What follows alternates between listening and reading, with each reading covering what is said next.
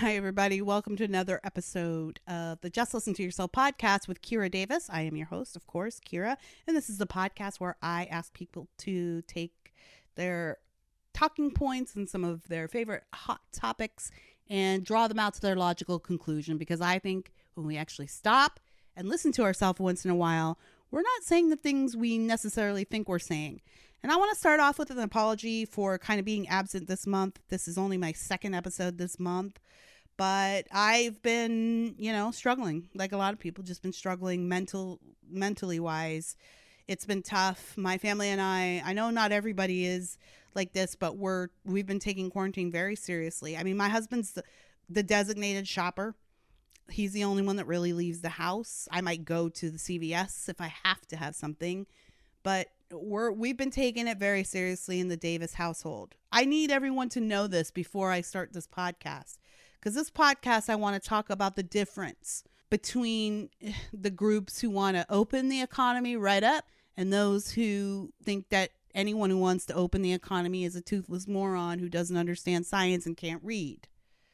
There is a difference. We talk about it a lot on this show in different ways. But basically, it boils down to the elite versus the rest of America. That's what 2016 was about. It wasn't Democrat versus Republican. We know this because Trump flipped so many Obama counties. He flipped so many Obama voters crossed the aisle to vote for Trump. So it wasn't a Republican Democrat thing. It wasn't a conservative liberal thing. At the end of the day, it was country versus city. It was elite versus average America. And I think we're seeing the results of that again in this argument over what to do next in coronavirus. Again, I would like to remind people that my family and I are still in strict quarantine. We have not been out. Matter of fact, my husband went out and did the shopping yesterday, and I'm like, what's going on out there? I've seen my neighbors. I've talked to my neighbors on the street. I live in the nice, quiet suburbs, so that's been nice. But we've been taking it very seriously. So don't think for 1 second, no matter what you hear me say on this podcast, that I've done anything but my part. And will continue to do my part, by the way, because that's what we choose to do. I believe that I believe the lockdown was the right thing. I do. Not because of the mortality rates. The mortality rates of this virus are not that high. You're hearing a lot of deaths out of New York, and that's tragic and that's scary. And it'll be interesting, won't it, to see why New York got hit so hard compared to the rest of us. Like even in LA and San Francisco, I thought San Francisco was going to be off the chain. And they did complete shelter in order. They didn't shelter in place orders. They didn't do this like pansy half-ass like, well, here are the guidelines. They were like, no, you stay in your apartment and you can come out once a week to shop. They went straight Chinese communists in San Francisco. But even with all of the huge population, of course, the homeless population that's still out wandering around, they haven't seen the spikes that they thought they were going to see. So, but yet it's a hugely populated city like New York. Isn't it going to be interesting? The health concerns aside, it's going to be really interesting to hear why New York was dealing with these numbers the way they are. So while it's tragic, I think it's like 11,000 deaths so far. It's really important to remember there are 325 million people in this country. Every single one of those people had a family. Every single one of those people, their families are feeling the full reality of that death. But as far as how scared people are, I'm just offering this as a comfort. The mortality rates of coronavirus are very low. We're talking 0.3 to 0.5%, I think, at this point. However, that being said, the care required to recover from coronavirus is extensive and expensive. It requires a whole team of specialists on so many different levels. So the real danger was not in the death rate, but in the overwhelming of our hospital system, which could really be a danger to national security. It's happened in the past. So it is really important that we keep the hospital system online and able to serve Americans in every part of the country. So I'm of the mind we did the right thing with the shutdowns. I don't know if that's how you feel, but that's how I feel. And I'm of the mind that I'm willing to go a little further if I have to. And again, we haven't. So I just want to tell you that's where I stand. But I read a blog post today sent to me by my good friend JV, who titled OMG.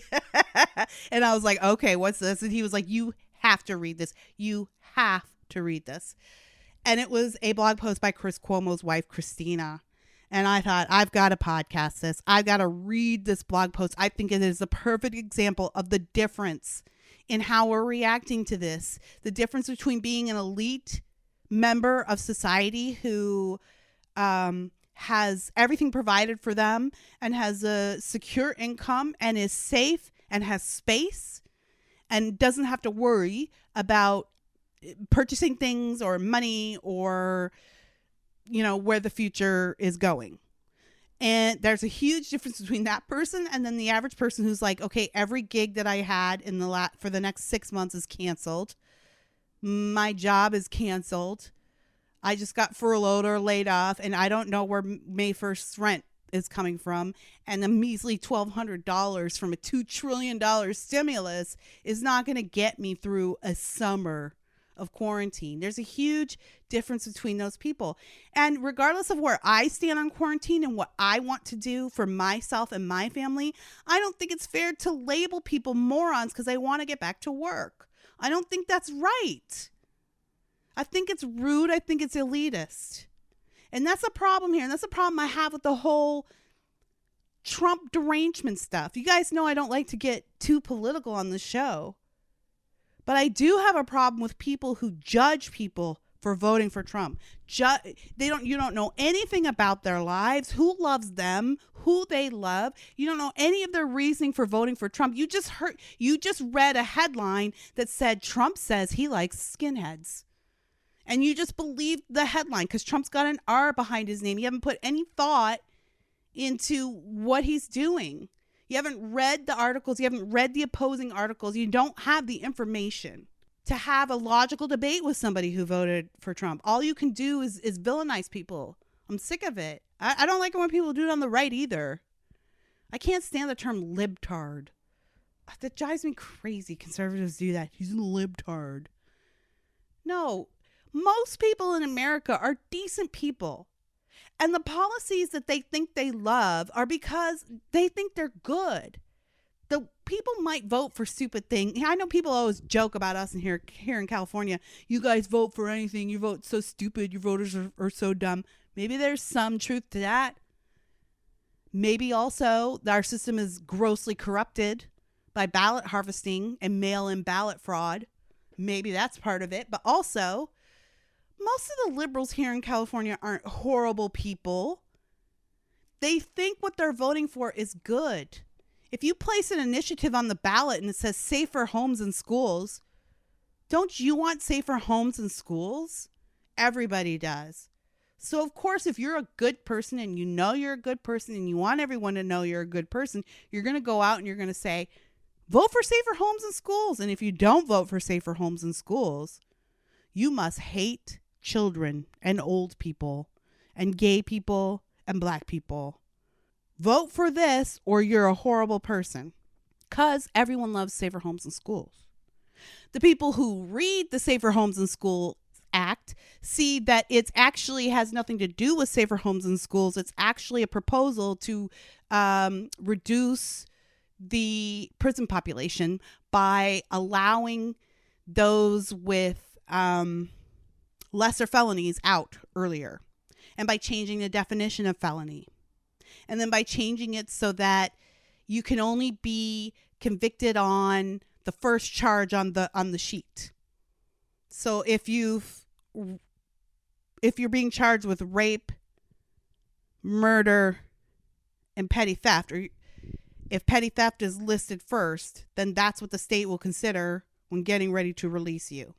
This is a true story. That's what the Safe Family and Homes Act is. I think it's schools and homes or something like that.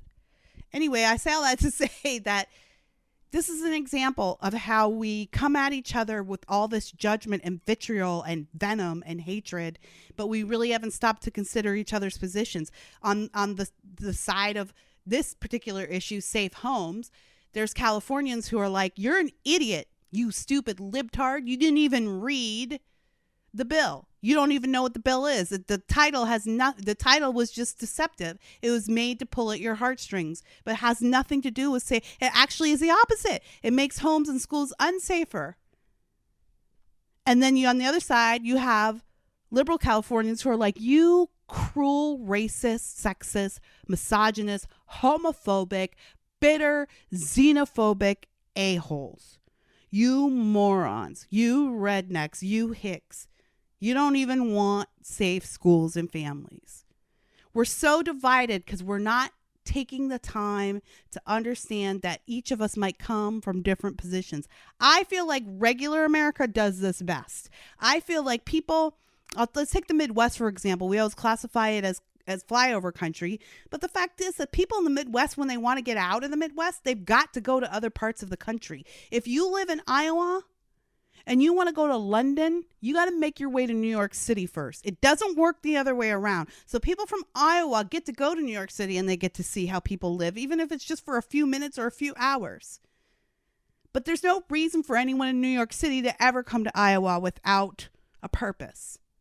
So to me, it's people in flyover country who are actually more sophisticated than the people on the coast. But the people on the coast want to dictate to the rest of us. By the way, I'm on the coast. I do live in California. People on the coast want to dictate to the rest of us, to the rest of you, how we're supposed to be handling every situation, including coronavirus. And I know a lot of you look to guys like Chris Cuomo on CNN. You look to Anderson Cooper of CNN, MSNBC. You look to those as news sources of people you can trust. But I've been watching them, of course, because that's my job. I don't just watch one or two networks. I have to watch all of them so that I can give you an informed opinion. There's no such thing in my world as, I can't stand watching Fox News. It's just garbage. Oh, I can't tolerate MSNBC. No, you have to watch people from both sides so you know what the hell you're talking about. There's so many people out there who don't know what they're talking about and don't even want to listen to the other side, but they got all kinds of opinions.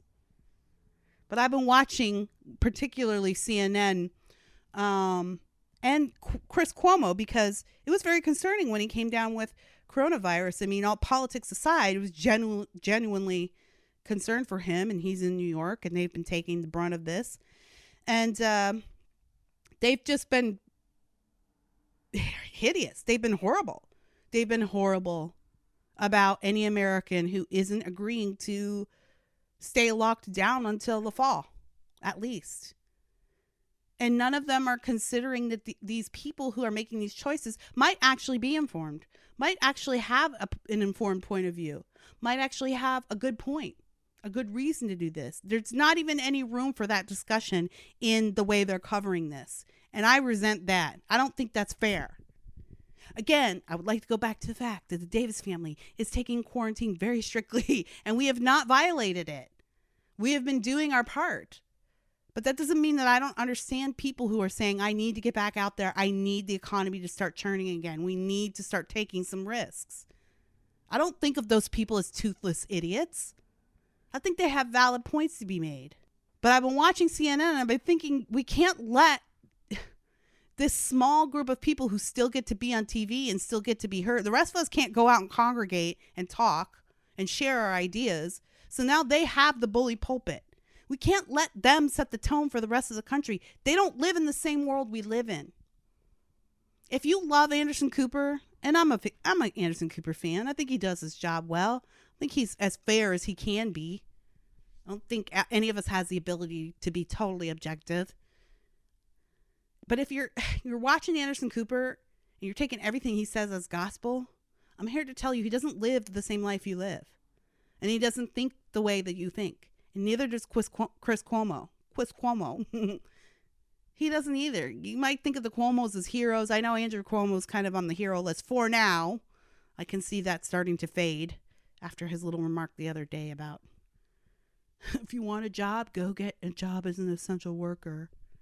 But I know a lot of people are making the Cuomo brothers kind of heroes. And I don't see it that way. I'll just lay that opinion down right now. I don't see it that way at all. I think they live very different lives from you and I. And they try to make it sound like they're in our camp, like they're on our side, like they're our compatriots and our brethren. But you can't take what they say about the economy and medicine as gospel. They don't have a firm grip on what life is like outside of their bubbles. And here is proof. A blog post from Mrs. Christina Cuomo, Chris Cuomo's wife. Christina, isn't that cute? God, that's adorbs. First of all, you need to know this. You need some background. Chris Cuomo came down with the coronavirus. He isolated himself in his basement, but he said he was still going to be doing live streams from his basement. And he did a really cute one with his brother where they had like a little humorous back and forth. And they seem like they're genuinely good friends. And everybody loved it. And everyone was scared for him. Even I sent him messages of support, praying for your family. He was praying that his wife and kids didn't get it. His wife, Christina, came down with the coronavirus, I think a week later or 10 days later.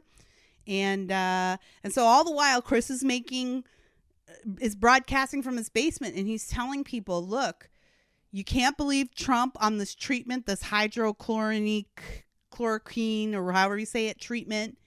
He's not following the science. We've got to follow the science. We've got to stay closed. We've got to stay isolated. We've got to stay quarantined. You have to do your part, America. You have to do your part, and you can't believe leaders like Trump and Pence who are daring to show you a little bit of positivity about what might come down the road. You can't listen to them. Listen to us. Follow the science. Cut to 10 days later, Chris Cuomo is fine. I guess he never really got sick. And him and his family are in the Hamptons, touring a house that they're building, riding their bikes. His wife, his kids, and him. No masks. Not isolating, traveling when they're supposed to be staying home. And by the way, he was still supposed to be quarantined. And by the way, his wife was sick. And now his 14-year-old son has coronavirus. So this is the trajectory of the Cuomo family. And then he did this video where he emerged from the basement to finally embrace his family after being apart. And it was all staged. As it turns out, it was all staged. Even if you look at the video, it's hilarious because the kids look like they've probably done 5 takes of this already and they don't know how to act or whatever. But it was all staged. So there's a bicyclist that caught Cuomo and his family out, not isolating, not quarantined while they're infected. And he yelled at them, I'm going to call the cops. Aren't you supposed to be in quarantine? And basically Cuomo told him to, mind his own business. Cuomo wants you to follow the science and you to follow the quarantine rules, but he is different. And that is the whole problem with elitism. Come across this blog post from his wife, the Cuomo's Corona Protocol, week 3. Christina says, just as my husband Chris began to finally kick this, I was stricken with the coronavirus. I spent a week in isolation battling COVID-19. Here's what I learned and what I did to push it out over the week. To push it out, I guess she means to heal herself. Do you see this? Chris Cuomo's wife wrote a blog post about how she was going to heal herself. But by the way, folks, Trump doesn't know anything about hydrochloroquine. How do you say it? I don't know. Trump, who's been consulting with the top medical and science minds every day for the last 2 months, he doesn't know anything. But Chris's wife, she knows. Here's what she did. Here's Christina. She's on your side. Don't forget. She's just like you. And she's going to tell you how to vote. And she's going to tell you what celebrities you should like and listen to. She's going to tell you what politicians are on your side. She's going to be one of those people that tells you, don't vote against your own best interests. She knows what your best interest is. This is Mrs. Christina Cuomo. On this 50th anniversary of Earth Day, show kindness toward our planet and every creature who inhabits it. Except you, Trump voter, not you. We don't want to be kind to you, Trump voters. You're gross. I added that, in case you were wondering. As the transcendent photographer, adventurer, preservationist, and raconteur, anybody who uses raconteur in a blog, it's like out. I'm done. If you use raconteur in a blog, we're not getting a beer at a pub together. Preservationist and raconteur Peter Beard advised us. And then she's got a picture of her and Peter Beard, arguably one of the most famous people in his field. They're just like us, folks. My old friend's recent death offers an eerily timely punctuation on this virus and a reminder that we can't forget to protect one another and the animals that roam the earth. Okay. One's character will truly be evident now as things begin to open and people begin to recirculate in public. Are we going to behave like locked up wild animals set free? I would like to inform you at this point that she's writing this blog, Mrs. Christina Cuomo has been diagnosed with the virus for a week. The guidelines are 14-day quarantine after you've been diagnosed. All right? And she's had it for a week. All right, here we go. Are we going to behave like locked up wild animals set free? Maybe we take a cue from them and emerge slowly, quietly, trepidatiously. How will we greet one another? I'm going for the peace sign. All right, Christina. How will we behave when those we know get sick because this virus is not going away? This is a great challenge America is facing now as we organize re-entry. It's also an important opportunity to learn how to keep the immune system up. And at Purist, we are planning to share those methods with you in our June issue. Great. The past week was very challenging for me. Oh, okay. Was it like someone close? It's very challenging for her. Someone close to her died, or she was just very mentally stressed because of her husband, or maybe her kids have been experiencing some mental health issues. I gotta know. Gosh, what are Christina's challenges? What started as a sinus cold escalated into nightly sinus headaches and tough breathing. Oh, well, yeah. I mean, that's challenging. I don't know if on the challenging scale in these days, if I would use the word challenging, but she also used the word raconteur, so maybe it's appropriate here.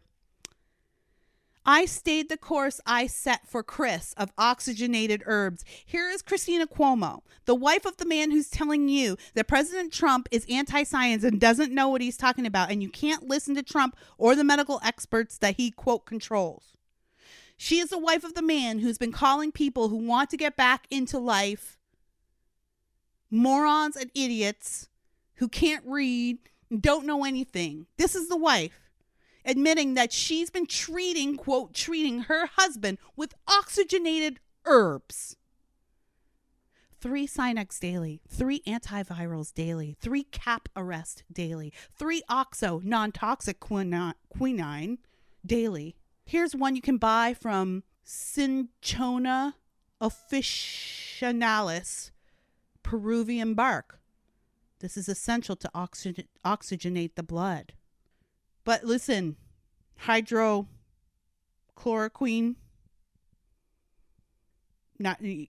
just don't listen. Just listen, herbs. Christina's got the answers right here, herbs. I made a liver cleansing beverage with 1 raw garlic clove, 1 orange, 1 lemon, a tablespoon of cayenne pepper, a spoonful of olive oil, a crunch of ginger, and a piece of turmeric. On the days I was also in isolation, I made a big batch in advance and kept it in the fridge. Okay, great. Listen, next time you're going out to the store and desperately trying to find a roll of toilet paper to get you through the next couple of days, pop in and get some of these ingredients. I don't know where you get your non-toxic quinine. I don't know. Peruvian bark, but I don't know where you buy Peruvian bark. I am guessing it's not at Albertsons or Kroger's. Okay. This is what's in her batch. Zinc, Alka-C, 6,000 milligrams per day. It helps reduce the inflammation this virus causes all over the body. 3 vitamin B, 2 vitamin D, Echinacea osha, 3 droppers, full daily. Respiratory response, 3 droppers, full daily. Glutathione powder, 2 medicinal florals, xanthium and magnolia. Veracid from Orthomolecular. It's available online. On Tuesday and Wednesday, when my sinus congestion was painful, I enlisted Dr. Roxana Namavar from Pretty Health NYC, who also does vitamin drips at home in the Hamptons. They're just like you, celebrities. They're just like you. Do you know what a vitamin drip is? I bet half of you don't even know what it is. It's the latest celebrity thing. It's how they keep themselves young. You go in for an IV vitamin drip. You don't need one. You're not sick. You're not dealing with anything. But you go in for the IV vitamin drip. The other thing they do is blood transfusions. That's another thing. Like voluntarily. Blood. Yeah. It's crazy. But they're just like you. Remember, Chris says don't listen to Trump on what medicines and vaccines are being looked at. He doesn't know what he's talking about. He has no idea. But Chris's wife, vitamin drips. Oh, this is my favorite part. She also does vitamin drips at home in the Hamptons. Don't you have a home in the Hamptons where the doctor comes to visit you and stick a needle in your arm to give you vitamins? Peasants. She shows up in her full hazmat outfit and a 3M mask. Oh, hang on. I didn't even notice this part. Hang on. This doctor's still going out to give vitamin drips? Oh, it's okay. She's got her hazmat outfit on. She's got her mask and everything. You're supposed to stay home and not go anywhere, not run your business. Your business is not essential. Dr. Vitamin Drip, essential. Wow. Okay, Christina. Well, let's hear what you got. She had the doctor. She had the doctor to her home in the Hamptons. She had the doctor come over. This is Chris Cuomo's wife. A week into her coronavirus quarantine. Good God. I got magnesium. NAC, which is a precursor to glutathione, said to be very helpful against COVID-19. Said to be very helpful against COVID-19. Not hydroxychloroquine. Okay. Hydroxychloroquine. I'm sorry. I've been saying it wrong this whole episode and I apologize, but you'll just have to deal with it. Hydroxychloroquine. Look, I'm no Christina Cuomo. I'm not that sophisticated.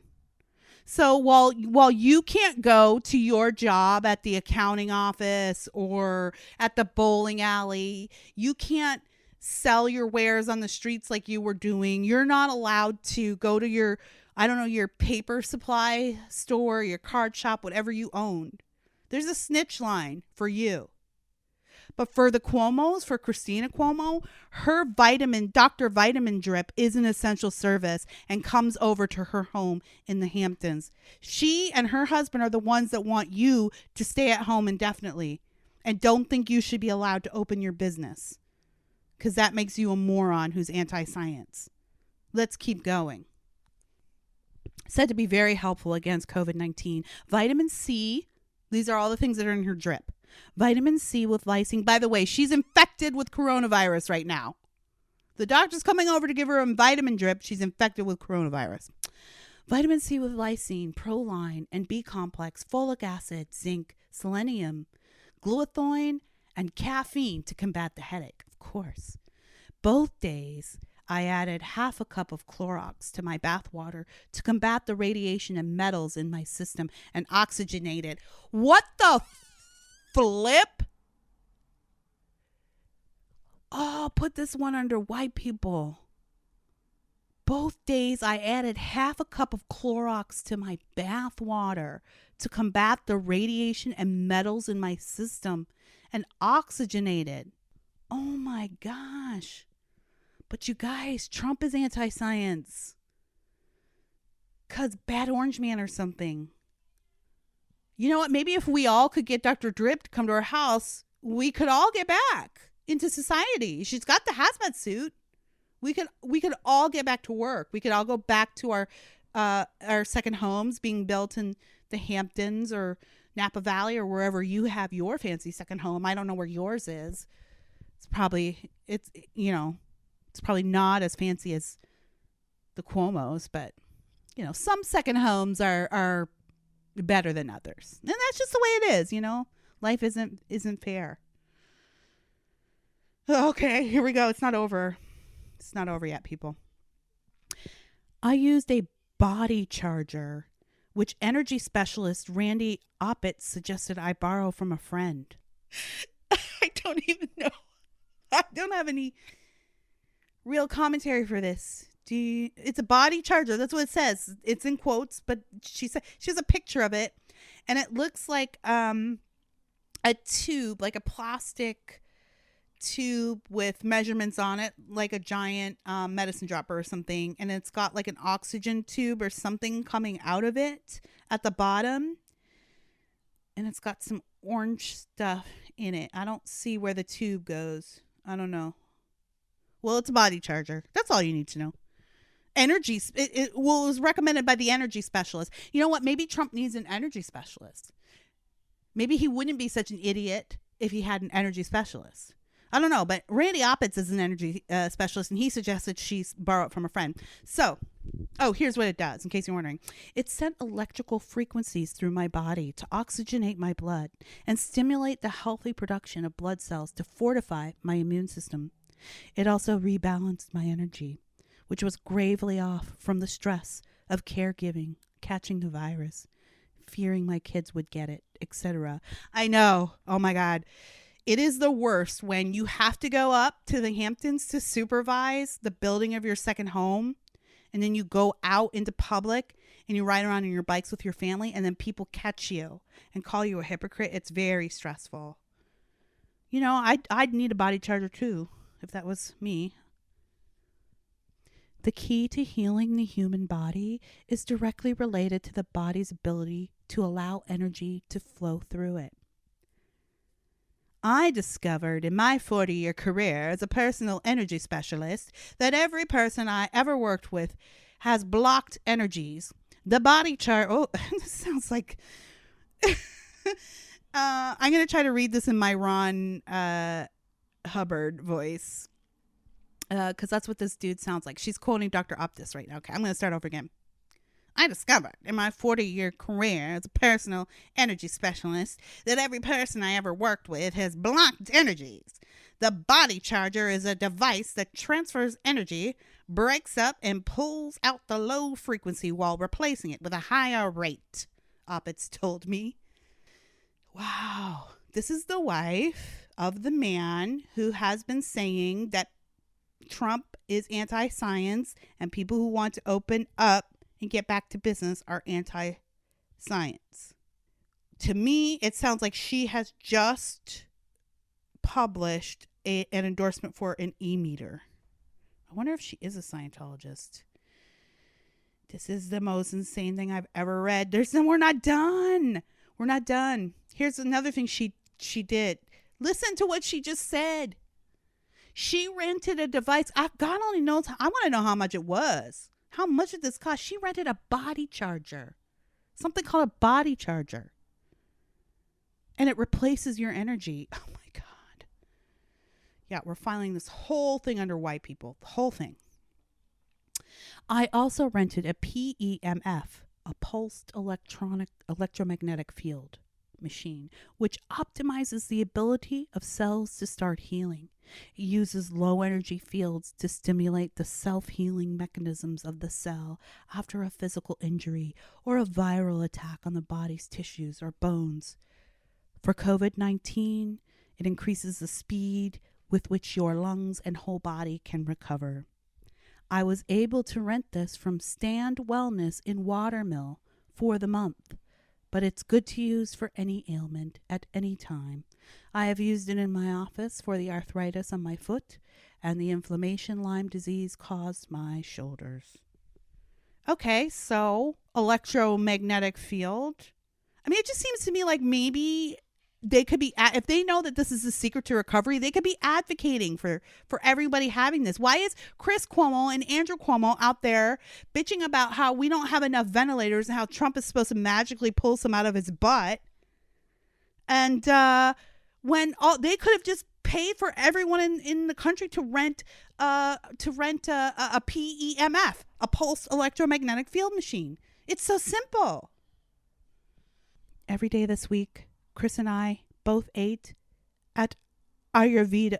both ate an Ayurveda lunch from Chef Corey DeRosa at Tapovana in Bridgehampton. His menu treats food as medicine. Aside from improving digestion, Tapovana's dishes are also nourishing and cleansing. They focus on having balanced properties of essential healing micro, that's vitamins and minerals, and macro, that's proteins, carbs, and fats, nutrients. I had also ordered lots of comfort Italian cuisine to go from Aquilina. That way I could freeze it and have it on hand for the kids to simply heat up. Okay, so while you're supposed to be staying in your home, not socializing, and certainly not going back to work and getting your paychecks flowing again, the other thing you can be doing is ordering lunch from a fancy restaurant. I don't know if Chef Corey DeRosa has anything in your area, but there's a lot of fancy chefs all over this country. I feel like what's going on here? We're arguing about hydroxychloroquine and ventilators and gloves and masks, and we've got a slew of heroes just sitting around their kitchens, not medicating people with their food. Wow, we've really dropped the ball on this. Here's what they ate for their food as medicine. So maybe you guys, I don't know if they have this at your local Aldi, but you can check it out. I'm sure it's not that hard you can get it on the way to your second home. As a matter of fact, ask Dr. Vitamin Drip to stop for some of these ingredients on the way over to your house. You don't have to worry about getting sick. Here's her food as medicine. It's simple, guys. Monday, breakfast was organic coffee with oat milk. The vascular shrinkage of the caffeine helped my raging sinus headache from the inflamed pressure. Liver cleansing smoothie. Chris had English muffins with almond butter. Lunch was chickpeas and spinach, which is high in B vitamins, lemon rasam, a high immunity building soup, and mango chutney for digestion. Dinner of soup made with organic chicken stock, spinach, carrots, ginger, nutmeg, and black pepper for respiratory health. On Tuesday, breakfast was green tea, caffeinated, liver cleansing smoothie, and Chris had oatmeal. Lunch was cabbage, asparagus, a kidney cleanser, and a coyote sambar. Coyote is a tropical squash that hydrates the body and is high in vitamin C, with a lentil stew, mango with cardamom and cashews, a tissue builder that's also delicious. Oh, finally, one of these things on this list are delicious. This is not anything that I ever hear described. Dinner was Aquilina's zucchini and mint soup and mushroom crepes. God, why do white people eat such disgusting food and try to make me think it's delicious? On Wednesday, breakfast was organic coffee with oat milk, liver cleansing smoothie. Chris had scrambled eggs on 7-grain toast. Lunch, pongal, made with mung beans and rice, which strengthens and fortifies all bodily systems. And rose lasai, a yogurt-based drink packed with natural probiotics. Dinner was Aquilina's vegetable lasagna, organic chicken stock soup with vegetables. Thursday, breakfast was organic coffee with oat milk, liver cleansing smoothie. Chris had scrambled eggs with spinach and tarragon on 7-grain toast. Lunch was chai tea, a tissue builder and digestive aid. Mashed mung dal, green chili, and cilantro, all of which help remove the environmental impurities. Butternut squash with toasted lentils and red pepper, a dish high in vitamin A and C. Dinner was eggplant campanado, a slow-cooked Italian dish with chopped cooked veggies. Juice Press's Super Duper green soup. On Friday, breakfast was lemon ginger tea. GT's kombucha gingerade, liver cleansing smoothie. Lunch was sesame brown basmati rice, high in calcium, organic chicken stock soup with vegetables. For dinner, Chris and the kids had filet mignon with broccoli rabe, egg noodles, zucchini and mint soup for me. Saturday, breakfast was ginger lemon tea, a liver cleansing smoothie, and Chris had pancakes with the kids. Lunch was tutto il giorno salad and eggplant parmigiana. And dinner was tutto il giorno lasagna and chicken for the kids and Chris. butternut squash soup from Aquilina for me, and some vegetable lasagna. And Sunday was ginger lemon tea, organic crush wellness shot with cayenne, orange, ginger, and lemon. Organic crushes chicken, tomato rice, avocado, and cilantro fajitas with corn tortillas for lunch, and for dinner mushroom crepes, steamed spinach, and broccoli rabe, eggplant campanado. And that's the end. That is the end of Christina Cuomo's healing regimen. And I don't know whether to laugh or cry. Because again, I was joking around. I was reading that jokingly. And yeah, it is funny and so damn weird. So damn weird. But I want you to understand that these are the kinds of things when I say that we don't understand each other. And when I say that it's really important to understand that when you're out and the sources that you get your news from and where you get your opinions from, it's important to understand that these people don't live the lives you live. And it's fine to appreciate their opinions. I mean, this is my whole point of my podcast, right? Like, we should be appreciating each other's opinions. We should be open to hearing them. That's fine. But the idea that these people know more than you do, they don't. She used raconteur in her blog post. So you think she knows more than you do? How can you stand it? How can you stand to, and this is just an example. She had the audacity to put down her goopy mess. You know, the rest of us are like, how do we, what do we substitute for toilet paper when we can't find it? And she's all like, let me show you my faux goop blog. You can't take your cues from these people. I keep telling you all about Hollywood too. These are people that don't live like you and me. We think they do because we see them in movies where they live like us. But they don't. They don't. I've been on movie sets. I've run a movie set. And there are many union rules that make it so these actors can't do anything for themselves. I did a film a long time ago when I was still an actress. I did a film and it was one of my first films. It was one of my first experiences where like a film set had some money and I wanted a water. So I walked over to the table to get water and the AD, the assistant director, was like, what are you doing? And I'm like, oh, I'm just thirsty. I'm going to get a bottle of water while we work out this lighting issue. And she was like, no, you can't do that. Someone has to go get you the water. We pay people for that. And it's against union rules for you to walk over and get the water. Which I found ridiculous at the time. But imagine if that then turned into my every working experience. How long would it be before I just accepted that as normal? These are not the people to be taking your cues from. By the way, almost no one in Hollywood is isolating. Oh, all the rich people who are out there, stay at home, safer at home.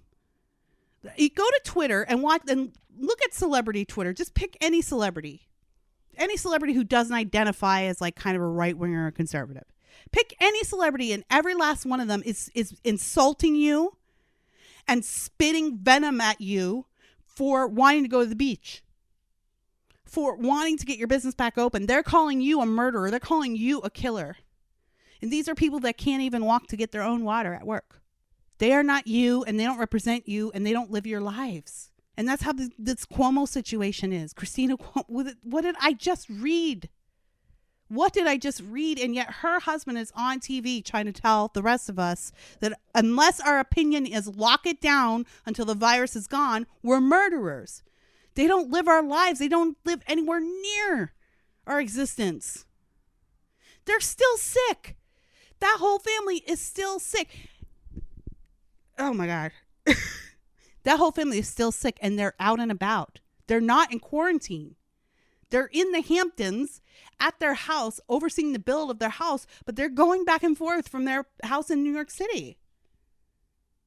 And you just read it. Here, Christina's not quarantining. She's getting her doctor. Her doctor's important. Her doctor's business is important.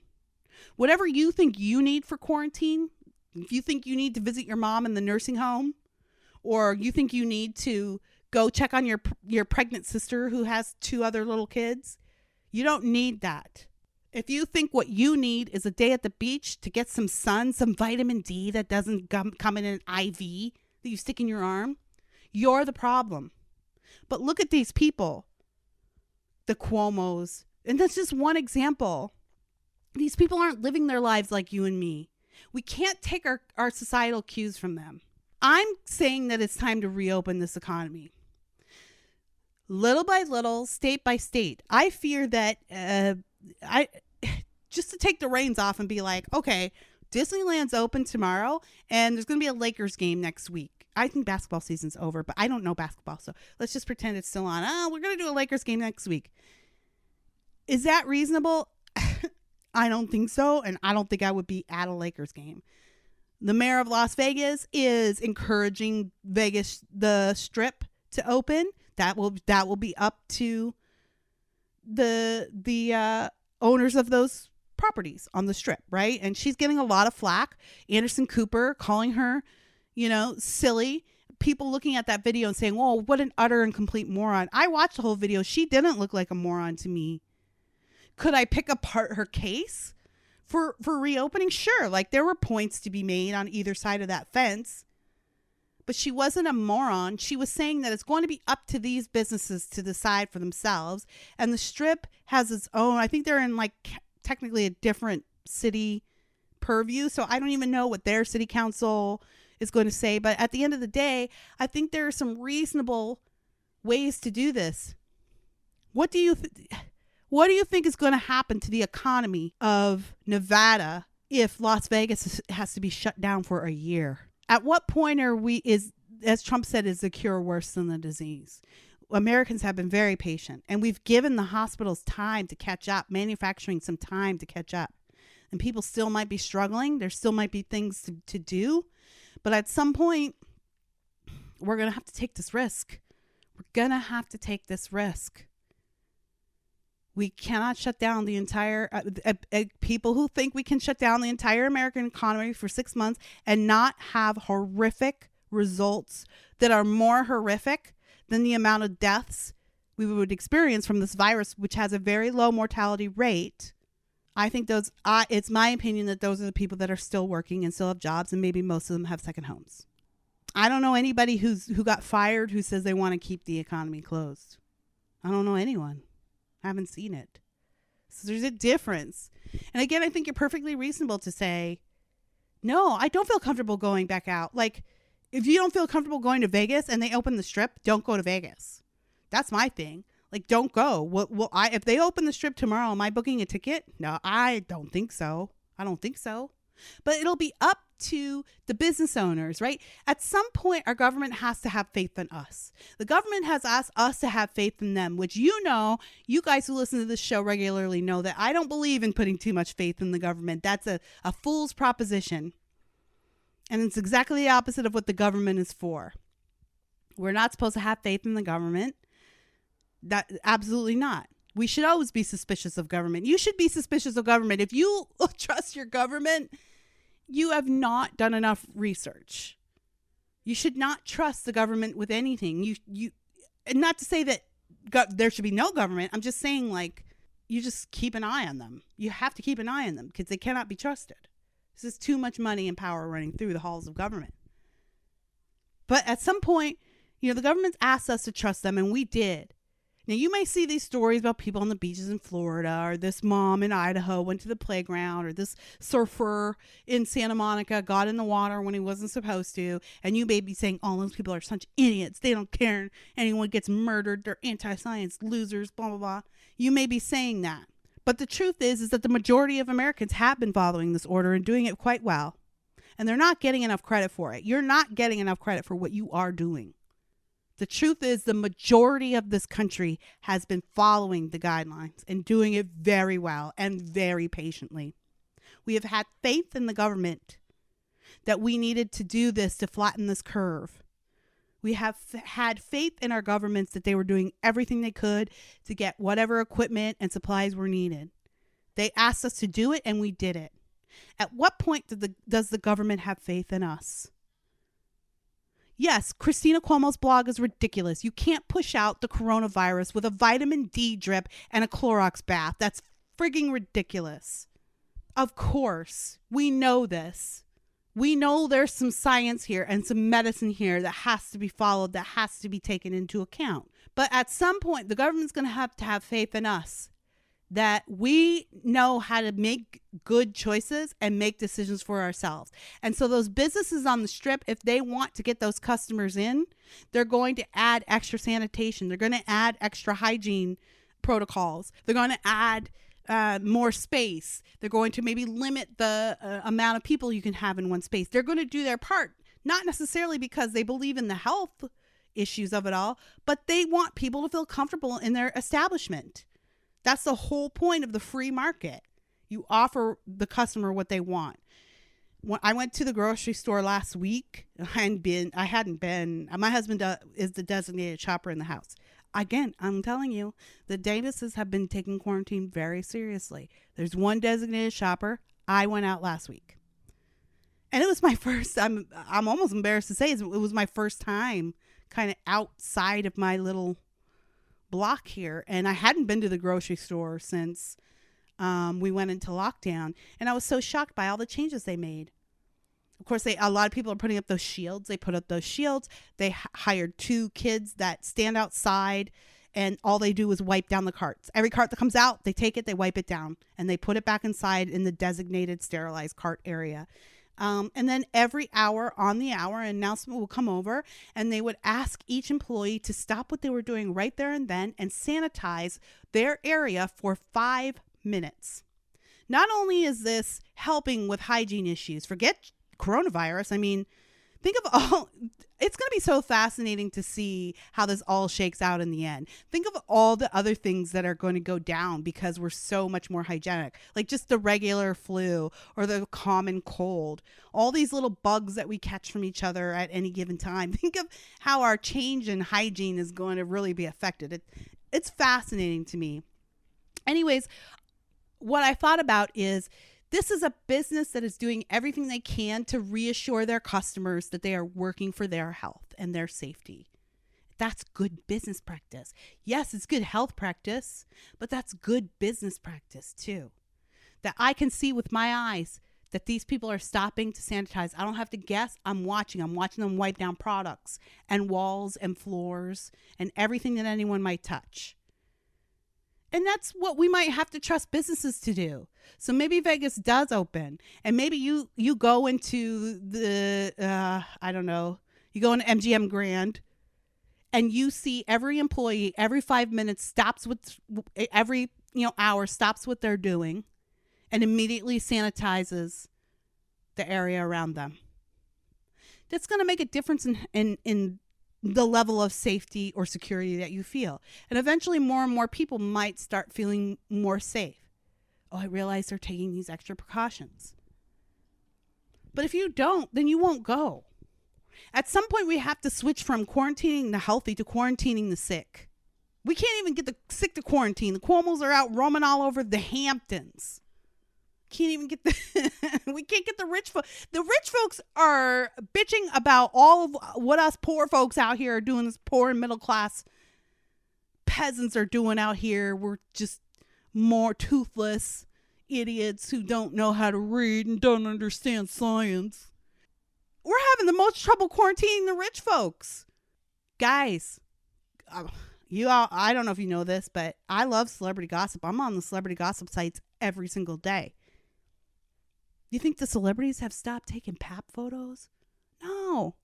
Let me tell you a secret. Some of y'all out there in non-La La land might not know this.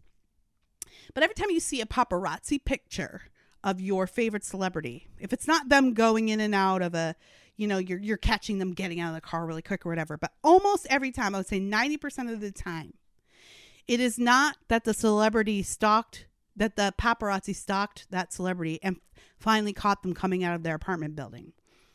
The paparazzi gets called. That's right. It's very commonplace. It's an ecosystem. It feeds each other. It's very commonplace. I'm going to be coming out of this building at this time. My flight gets into LAX at this time. Send somebody, You send the paparazzi a tip. They take the picture. They get to sell the picture, and you get your publicity shots. So all these celebrities walking out like, oh, we caught Selena Gomez getting into a car. Somebody called the paparazzi to come take that picture. They're not just milling around waiting for Selena Gomez to come out. Celebrities are still having parties I was just reading about like this party Jennifer Aniston had at her house last week. Like they're still hanging out. They're still gathering. They're still having parties at their homes. They're still going to the gym. There's one gym that got fined in LA recently because they were open only to elite clients. And you know what? I actually don't have a problem with it. I really don't. I think if you're going to take the risk of going out, you got to work out that bad that you can't work out in your $40 million gym that's already in your mansion. You got to get to the gym. If you want to go do that, then that's your choice. I don't think you should get fined for that. Those trainers and those people need to work too. But at the same time, like, don't be lecturing the rest of us who don't have the luxury of any of this stuff. We're wondering how we're going to pay for the roof over our heads next week. Please don't take these people seriously. They do not live the life that you live. We can have an honest and open and vocal and yes, and even tense discussion about what opening up looks like. But it should not involve us insulting each other as idiots and morons and claiming that if you can't read because you're not getting the right opinion.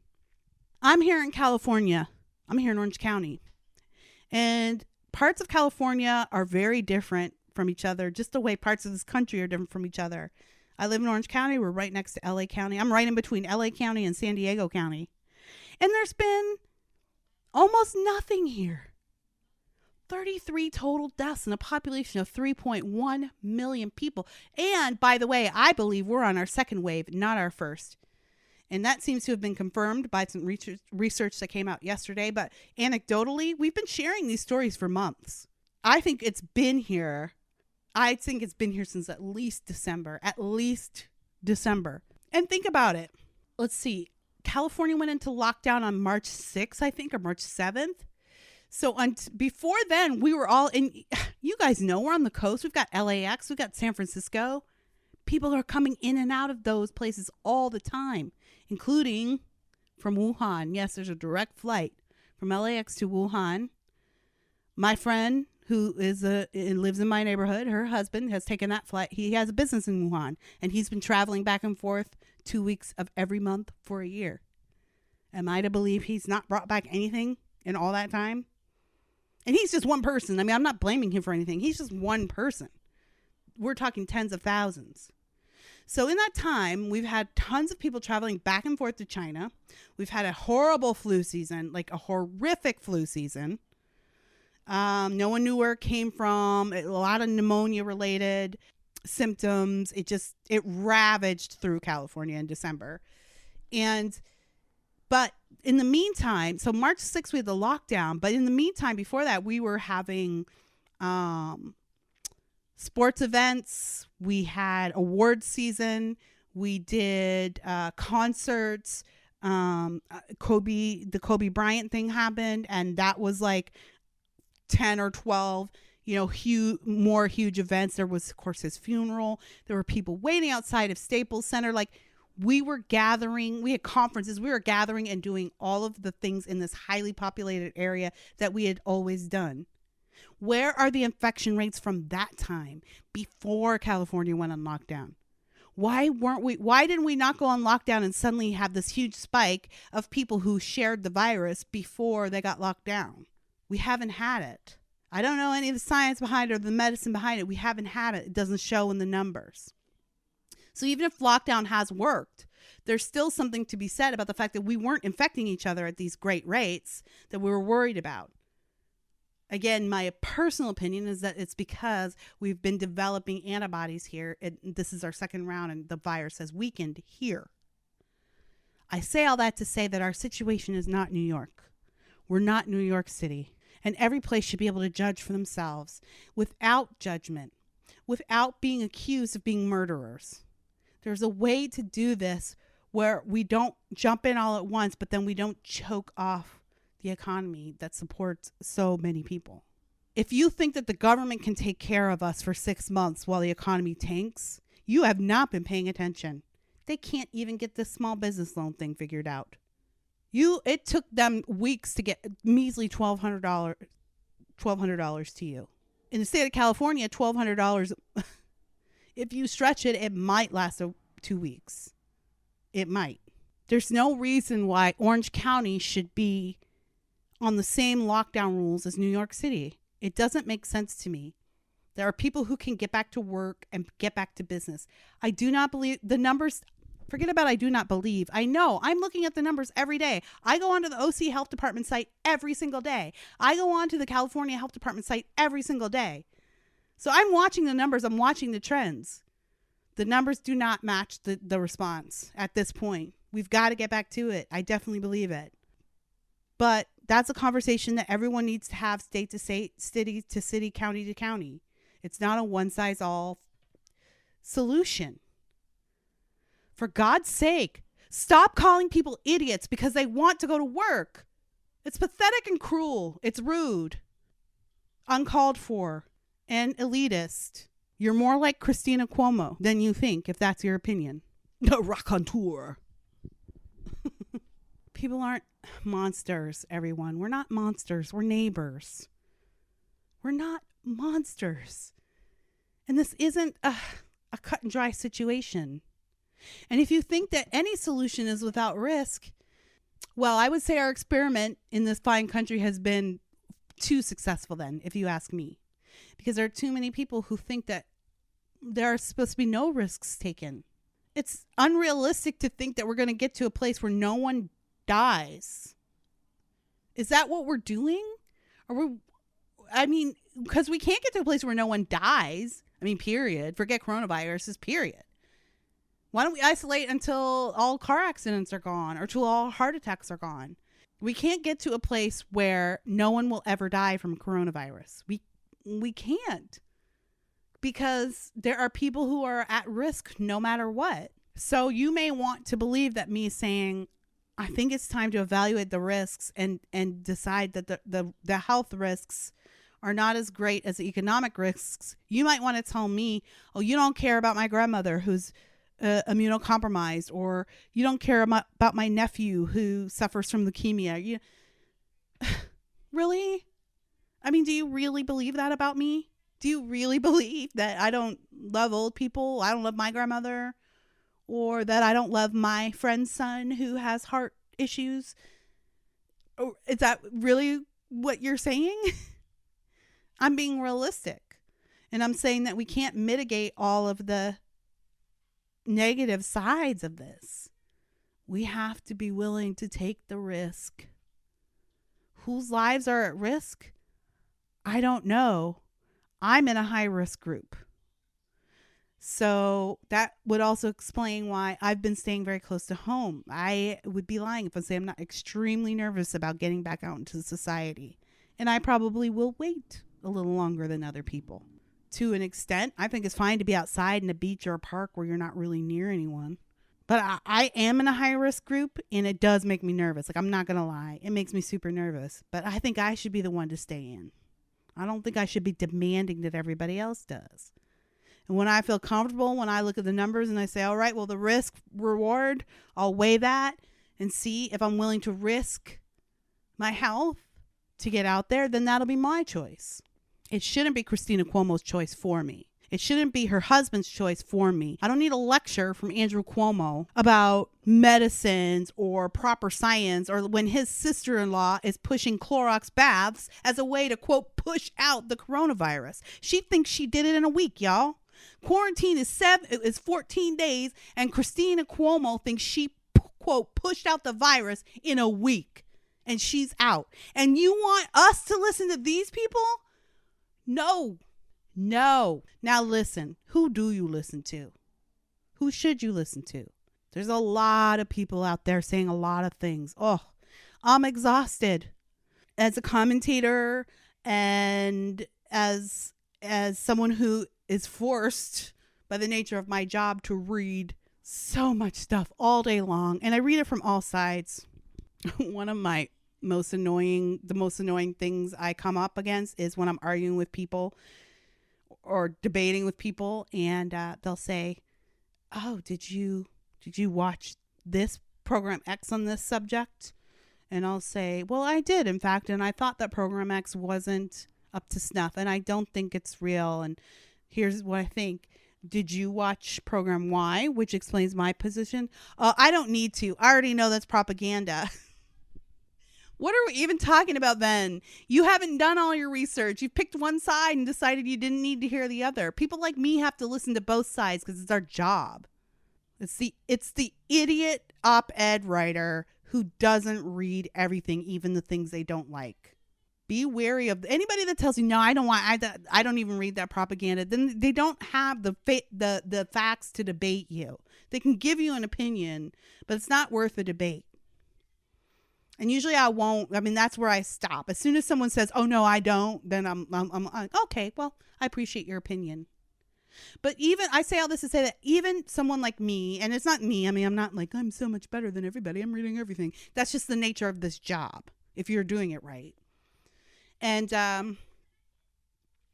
anyways, me and my colleagues have been reading everything and writing about everything, and I've been combing everything, and even I'm confused. Even I get overwhelmed with the information. I don't know who to listen to. It's this treatment, it's that treatment. It's being outside that's the problem. It's not being outside that's the problem. Air conditioning is the problem. Heating is the problem. Cool weather is the problem. Hot weather is the problem. We need to lock down for a month. We need to lock down for 18 months. We'll never have a vaccine. There's one being developed. It'll be ready in 3 months. Who do you believe? Unfortunately, I don't have the answer for you. I can only tell you who not to believe. And that is the Christina Cuomos of the world. And bless her heart, she seems to be having the time of her life. I mean, I know she described it as challenging, but seems damn near luxurious to me.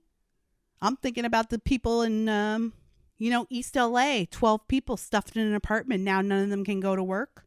What are they doing? They can't go outside. Somebody will snitch on them. I'm thinking about them. Are they ordering their meals from Ayurveda or whatever the hell that restaurant's name is? Do they get a doctor vitamin drip that comes to their house and fills them with joy and vitamin D every day so they can, quote, push out the virus? I'm thinking about them. We don't all get to live the life of the Cuomos of the world. So no, I'm not going to take any advice from them. Do your research and then follow your instincts. Here's the thing, people. You have more ability to make decisions for yourself than you think. We've abdicated so much to our government, so much to our leaders, that some of us are afraid to make a move without advice. I pulled my kids out of school before they closed the school. I regret it now. I wish I had let them go that last day. Because then they closed the school and they never got to say goodbye to their friends, and that's kind of sad. I kind of regret it. But at the time, I was really scared about the virus.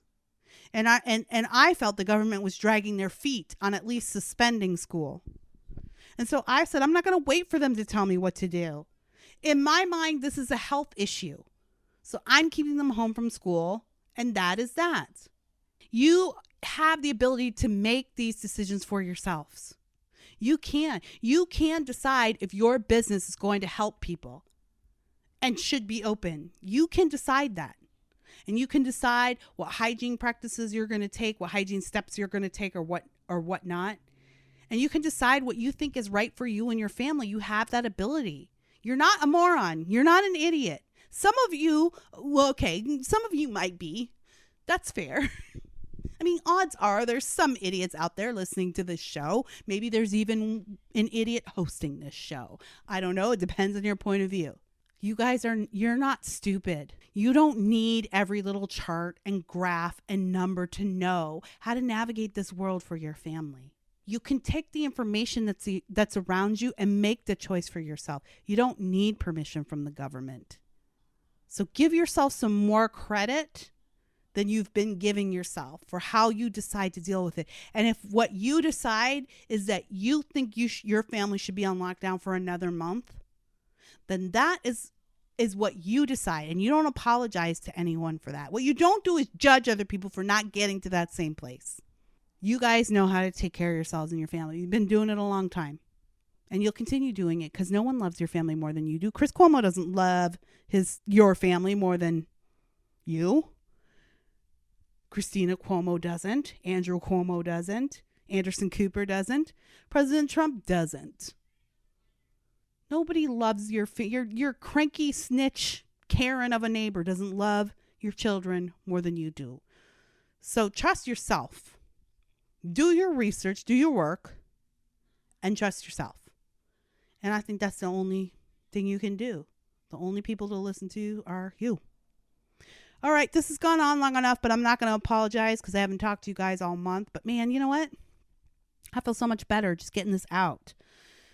Just been so frustrated, and I'm sorry that it's lengthy today, but I guess I needed this. I guess I needed you guys because I've just been in a malaise. Every day is the same. I'm worried for my kids being stuck here in one place.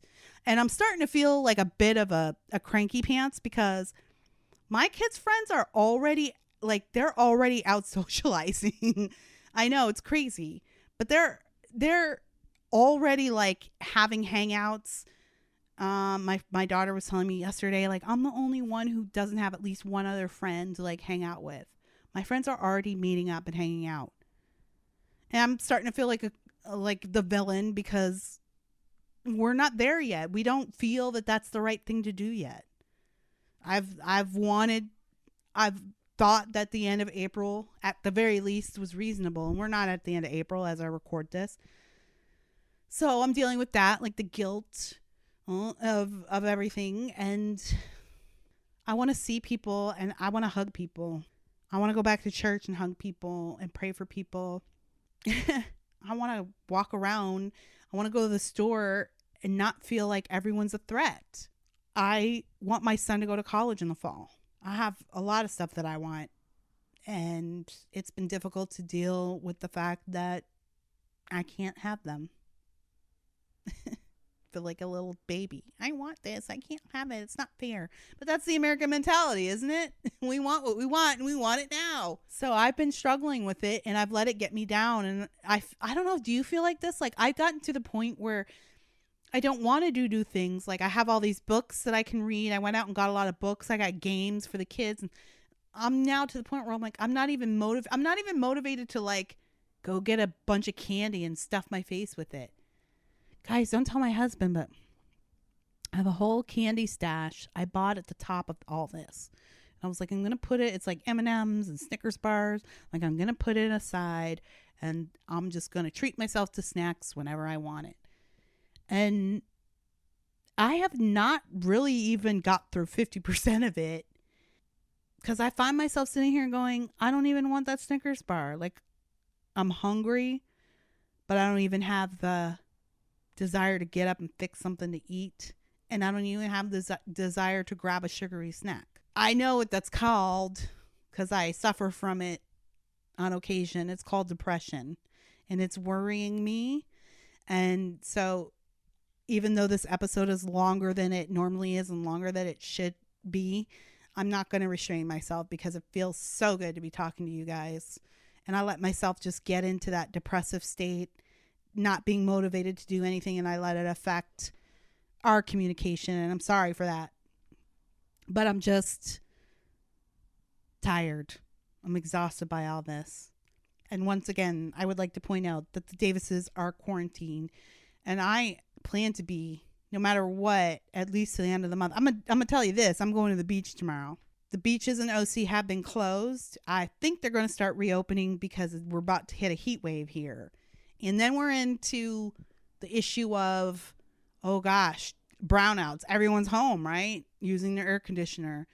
And we can't let them out. And our beaches are wide. That's the other thing a lot of people don't understand. Like, you see pictures of those Florida beaches at spring break, and you're like, oh my gosh, it's so crowded. That's not what Orange County beaches are like. We have a lot of space, a lot of sand on the beach. There's a lot of space to get. Even on a busy day, you're not shoulder to shoulder with people.